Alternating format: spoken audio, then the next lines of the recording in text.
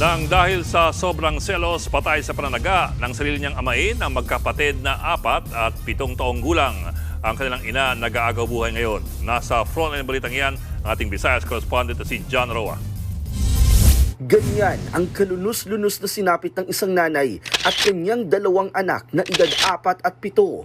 Ang mga bata nakapantulog pa at duguang nakahandusay sa lupa habang ang kanilang inang si Gina nakaluhod at nakasandal ang ulo sa bukana ng pintuan habang naliligo sa sariling dugo. Pinagtataga sila sa loob mismo ng kanilang bahay sa barangay San Pedro sa Albuera, Leyte. Ang may kagagawan niyan, ang stepfather o amain ng mga bata na si Elorde. Base sa investigasyon, nag-ugat ang krimen na mag-away sina Gina at Elorde. Nag-away po sila at nagkasagutan, nagkaroon ng matinding pagtatalo. At itong si Elorde po ay tinaga niya po una si Gina at sinunod niya po yung mga bata.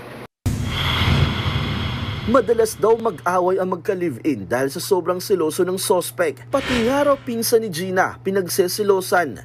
Dead on the spot ang 2 bata habang kasulukuyang agaw buhay ang kanilang ina. Tumakas si Elorde pero naaresto rin siya sa follow-up operation ng mga pulis. Ngayon, maharap siya sa reklamong 2 counts of murder at frustrated murder. Nagbabalita mula sa frontline. John Roa, News 5, Visayas. Mga kapatid, Ed Lingaw po, maging maalam at may pakialam sa mga napapanahong balita sa ating bansa. Para sa mas malalimang pagtalakay at paghimay sa mga issue at headlines, tumutok lamang at pag-subscribe sa social media pages ng News 5.